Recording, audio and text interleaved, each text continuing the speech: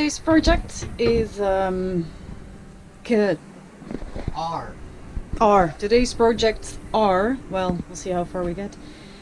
We're gonna fix the toilet, the head, because yeah, there have been a few people using it and doing it completely wrong, so it's not working at the moment anymore. The lid is not becoming vacuum anymore. Anyhow, I'll show you the toilet. So it's a Lavac toilet. This lid is an extra one, we just put it on. But this is the regular toilet, and normally we just close the lid, and we have the instructions over here, which I always say to everyone.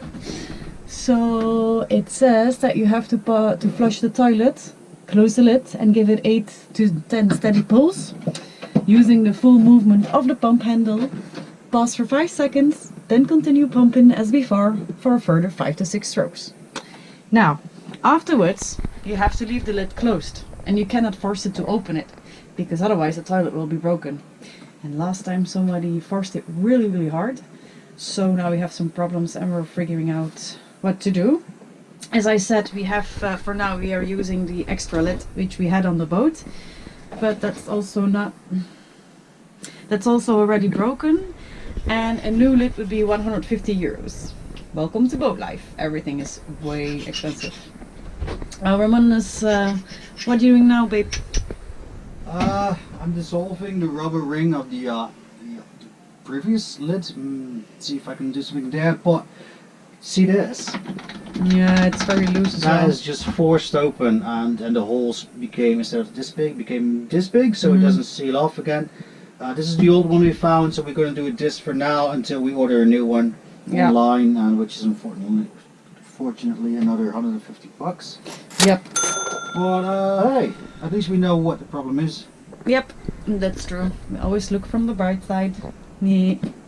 So I'll show you what I've been up to. The boat is a mess because every time we need to work on it, it's yeah, quite a mess. And so this is my workshop for today. I am trying, or still am trying to figure out the electrics. It's very dark now. So basically I'm just gonna disconnect all the leads and try to clean them. Well, the power is off, of course, otherwise I'll fry myself. And it's worse with DC than AC, because DC is way more amperage than AC, which is yeah, direct current, whereas AC will be alternating current. But it's hard to get my mind around it because the system is quite old. And yeah, take it from there, just pull all the wires, clean them, check them, see what wire is for what.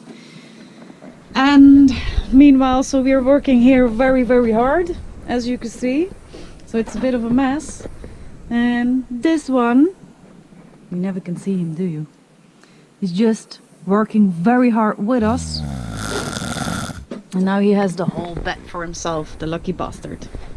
Now, the other thing I wanted to tell you is I've been reading this book, and I have also been reading this book. And this is the Boat Owner's Mechanical and Electrical Manual from Nigel Calder. It is pretty thick, and this is a little less, but this one is way more diagrams and explained very, very good. But I'll put also a link in the description below, so yeah, if you want to have a look, or if you need that book as well, you can buy it via us and we get a little bit percentage. You don't pay any more, that's it. Yeah, so I'm just gonna continue, but I'm not a very good, well, I like to study, but it's easier for me when I just can see it. So I'm gonna pull off everything, clean it, and then see where all the wires go, and try from there again to make a drawing so I have it visual in my head, which always works better with me when it's visual. Yeah, that's about it for now. What we are looking at here is, you see that drip? That's not supposed to drip. And you see that little rusty slob? That's not supposed to be a rusty slob. There's the drip again. So, conclusion. This device here is a raw water intake pump. It means that the engine cools on salt water, and I'll show you where it comes from. Right there's a seacock, it's a valve, and it's open right now, and it sucks in the seawater from outside of the boat, of course, and enters the engine via the pump that I just showed you. No. What happened? He hates bright lights. Now, it seems that it's all been rusted away, and it's quite heavily damaged, so I think I should take it off and have that replaced. But I read somewhere that you need a special instrument or something to align it properly. So the saltwater intake pump runs half the speed of the fuel pump, and you can only measure that apparently with special equipment. Please correct me if I'm wrong, and I hope I'm wrong. So if I am wrong and you don't need special equipment for that, I'll take it off, go to the mechanic, and he will find me a new one, I'm pretty sure, because it's a Perkins, and all tractor motors and such are also mostly of the same type Perkins 418. So yeah, let's get to it. And another thing, this is our cockpit, these are our instruments. So you got a VHF radio here, a 12-volt little socket, which is quite awesome, and this would be the depth meter analog, quite cool. This will be the speedometer, and so you, of course, you're going to check your speed, how fast you go, and it should have a depth meter as well, digitally. This is a Garmin plotter GPS, this one as well, and this is a chart plotter. Well, the only thing that works is VHF and a proud little 12-volt socket. So we have no depth meter, never had. No speedometer, no depths. This one kind of works, but it's really old-fashioned and it's really hard to see on it because the screen is quite, I think, sun damaged. This must be like maybe 30 years old or something, correct me if I'm wrong. This one kind of works and this one doesn't work at all. So, but no harm done. As you can recall a few episodes ago, Debs and Pete were awesome enough to supply us with some new material to make our life a lot easier. So what do we got in there? Yeah, so what have we got in here? We got a Navman tracker. So this is a chart plotter, which is, has a card in it for the Ionian, and it has a wind indicator. So I love that. that is great.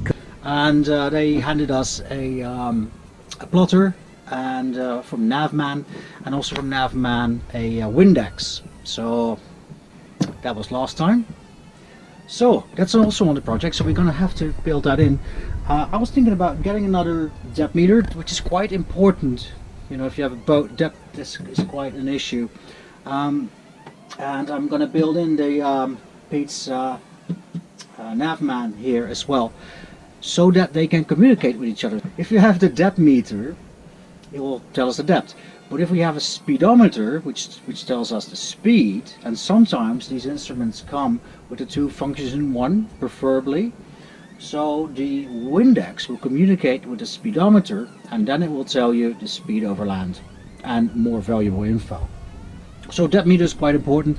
So how have we done it up to now?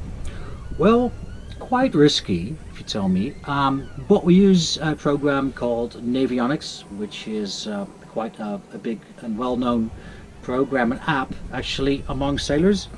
It's not only an app. Normally you have chart plotters and you insert a little SD card, you pay a bit of money for it, and that means that all your paper charts are obsolete, and it's connected with via GPS as well. So you don't need the paper charts anymore, which kind of loses the charm of sitting down in your cockpit at your nav station and plotting your course with the spreaders and everything, you know, and do some calculations. But luckily, in a way, it's all been digitalized. Yeah. So we use Navionics. Yeah, Navionics for that. Navionics also tells you the depth, but it could be a little bit inaccurate now and then.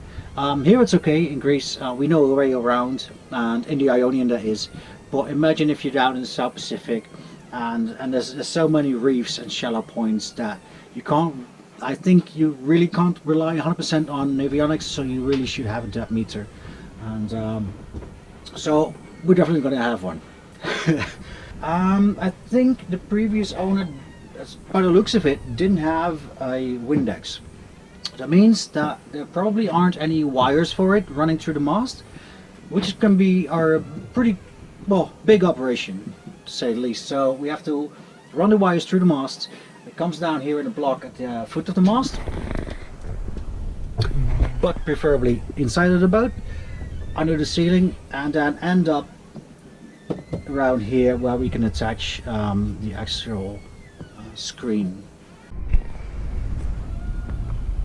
This is our main mast. It's great, sturdy, nothing wrong with it. Very lucky to have it. So, in order to raise our main sail, you pull this halyard right here, which goes all the way up, comes all the way down, and is attached to the top of the sail, right, so to speak. Now, the sail runs through these tracks. Right here, you see? So if I pull the halyard, I'll show you, it will put up the sail. Now continue doing this, you will reach the top and you're ready to sail. Now, maybe you noticed it, but the way the sail is attached to these little cars, so to speak, is a bit, well, it's good, but it's old. So I did a quick repair while we were on the way once. So this is obviously not the way to do it, but I got some cable ties in it, and luckily enough it's attached to this one as well, but it's gonna go. That means it needs replacing. So that's on the list. In order to do that, we have to take the entire sail off and probably bring it to a sail maker, and we'll probably have to do it anyway. So, oh wait, here there's another one coming up, it's ready to go soon, and that sail maker might also be able, well, I'm sure he or she will be able, but to make our sail legs baggy again, because it's been old, so it's kind of baggy like an old tent, and maybe the sail maker can adjust that as well, so we will have a nice straight sail. That's another thing. While we're here on deck, this is what our top deck looks like at the moment. Remember one of our first videos, we took off the threadmaster, this horrible stuff that was on.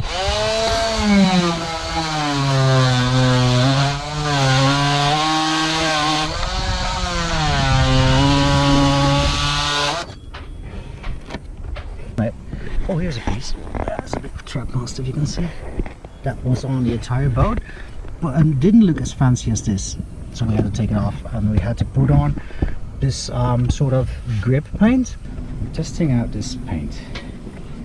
It's anti-slip. I found 3 cans of storage right here in this boat. Well, as you can tell, it's kind of falling apart. Some patches pretty good still, and some patches just aren't. So what we're going to do anytime soon is, of course, repaint the deck. Now this time we're not going to make it as dark as it is now, because it gets pretty hot on your feet. No shit. So what else we got? We got our little mizzen mast right here. Second one. This is our favorite little mast, and because it's actually like a rudder upside down above the waterline. But this is the sail bag. This is you know, the sleeping bag of a little mizzen sail. As you can tell, it's kind of falling apart. So see what I mean?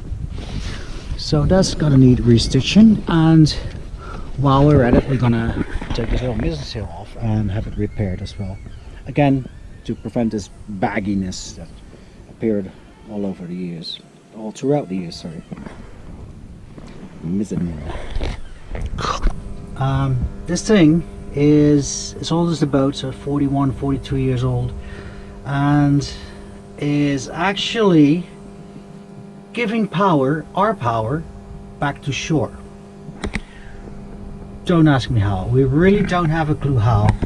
But it comes down to the fact that it's just old, really old. Must be leaking. We had some theories going on that might be a diode that was that needs replacing. Where it is, we don't know. We checked out our DC voltage, which is not bad, not bad. We cleaned up a lot, corrosion and such. But the thing is, even if I switch out the main breaker, so the main, so that all the AC power should be shut off. Sockets are off, heater is off, main switch is just off, and we plug it into a boat. I'll show you where, actually, to be more precise. This is where we plug it in, and that goes to that little what do you call that, pedestal over there. And again, so everything is switched off, and we can tell by our voltage meter, which is located over here. Now it says 13 volts, which is excellent. So if I switch it off, keep it plugged in, you'll see it drop. You'll see it drop by 0.2% or volt, and then, you know, gradually about an hour later it drops 2 volts. 2 hours later you got 4 volts, etc. So somehow Mutiny is powering the town, so they better be bloody grateful. Alright.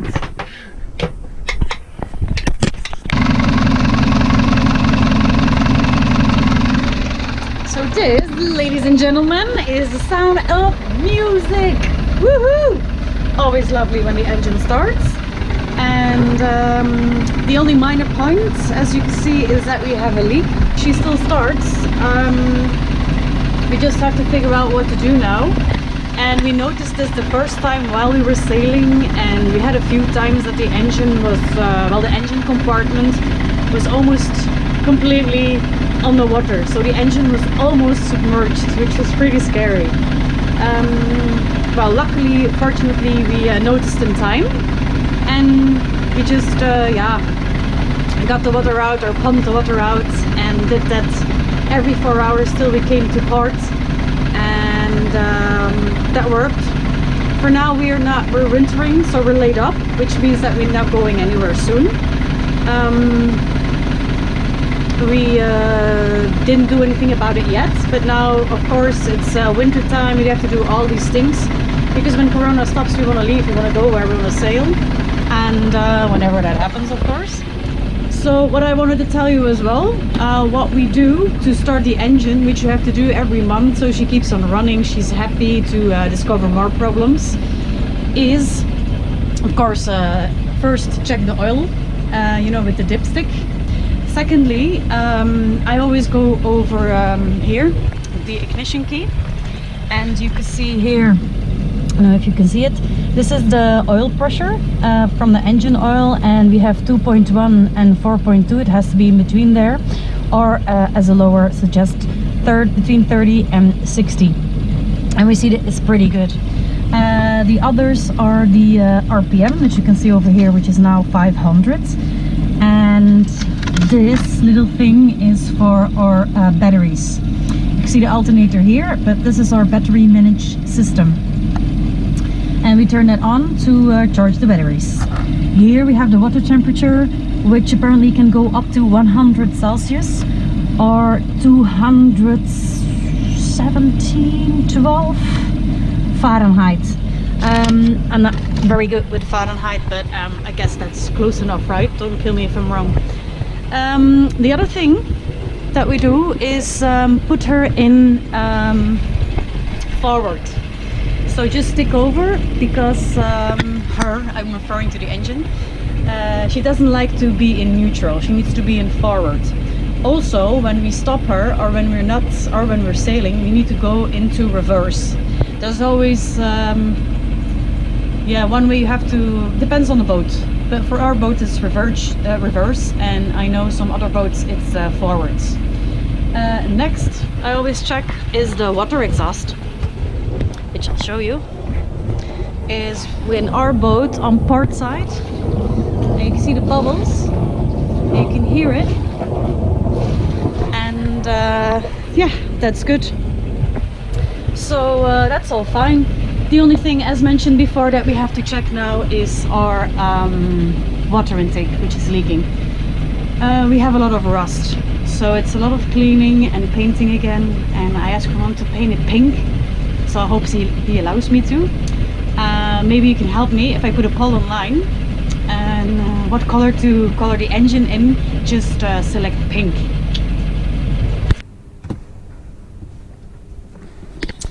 Boat projects part 909,990. No, I'm just kidding.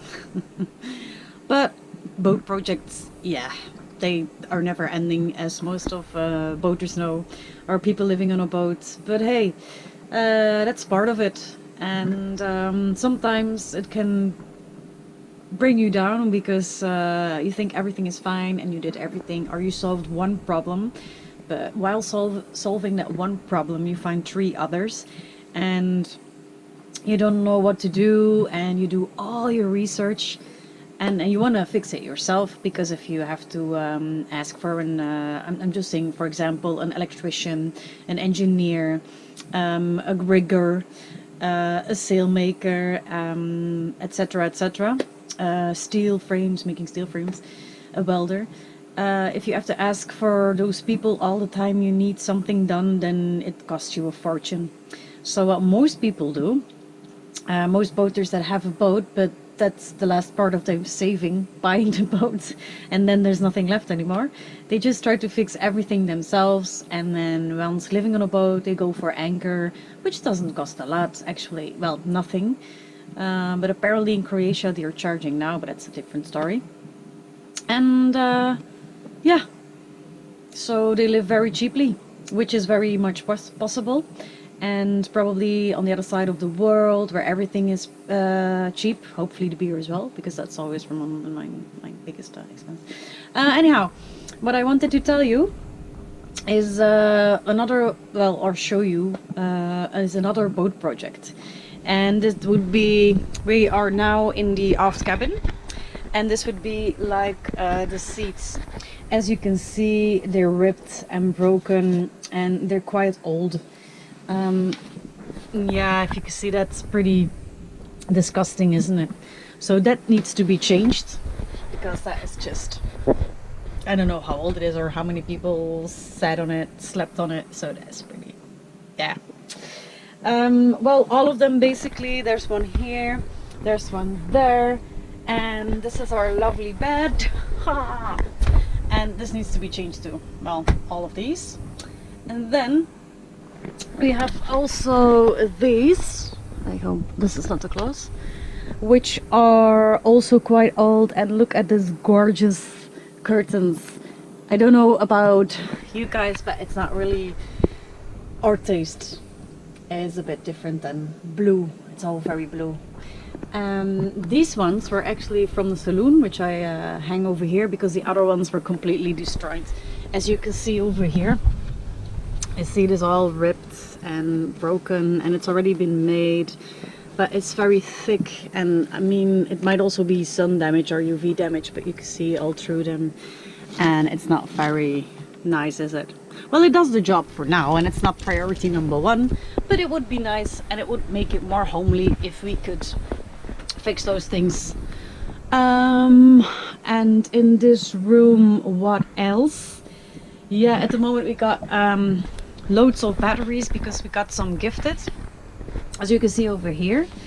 But well, most of them were dead anyhow, so we have to see what to do with it. Probably get them somewhere, and then they're out of here.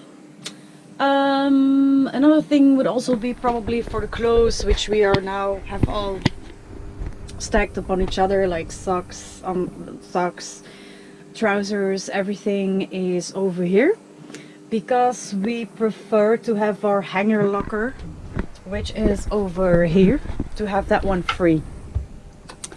And this is also where I spend a lot of time today, and well, the last few days, weeks. Eventually one day, I hope there will be this day will come, and we'll just have everything fixed, and we know every little part of Mutiny, and when something breaks, we know like, that's the problem. But as you know, we're not as experienced yet, so please, more experienced sailors, tell us that's the case. Oh, well, I'll show you this one. I just thought about another one. So we got this, the white parts on the little cupboards. This is like a sticker paper, and you have to be very, very precise. And that's the reason why Ramon does it. Because I could bring up the patience, but it's so, yeah, I don't know, too much pressure. I'm not good if I'm under too much pressure.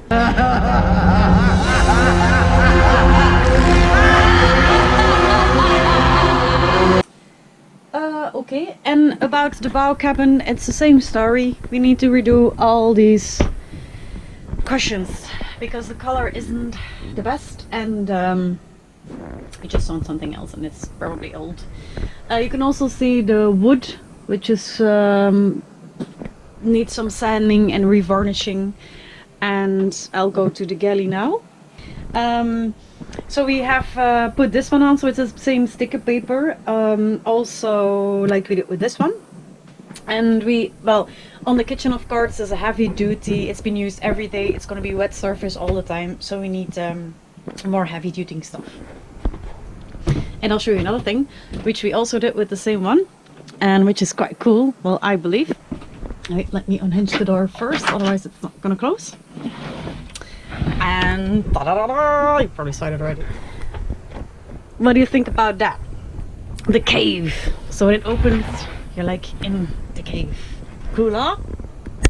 So if you wonder what we do all day on the boat in winter time with the two of us, it's yeah, breaking our heads about how we can solve things, and thinking about projects or research, basically loads and loads and loads of research, tons of it, for everything. But if something happens on the way, electrical wise, mechanical wise, you have to be able to fix it yourself. And I also believe, next to that or besides that, that not only Ramon should do it, but both of us should be able to do everything, which is quite a challenge, but it's good because we fill each other. Yeah, we work in different ways, so we're a good combination.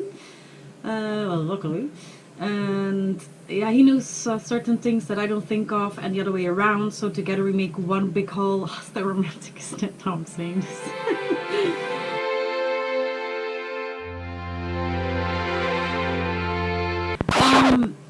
So that's good, and that's nice, and that's how I hope it's supposed to be. But the plan for now, for the next 4 months, will be to do tons and tons and tons of more research. Hopefully have a little business with making YouTube films and videos, and talking to you guys, and hopefully you enjoy them. So if you like these videos, please help us out, subscribe, like the video, and you can also go to our Patreon page and make a small donation. It could be like €0.5, 25 cents every month, anything you can think of. The thing is, we just really, this is our dream, and we really want to do this, and support would be nice. I don't want to, you know, beg for it. Show me the money!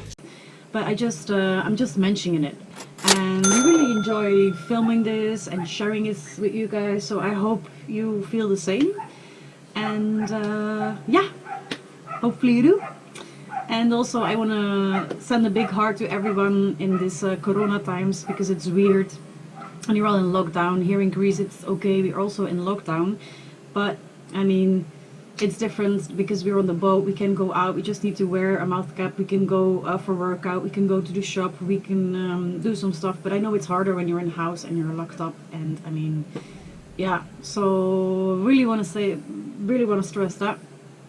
And please stay healthy, enjoy what you're doing, watch our videos if you're bored, and that's basically it.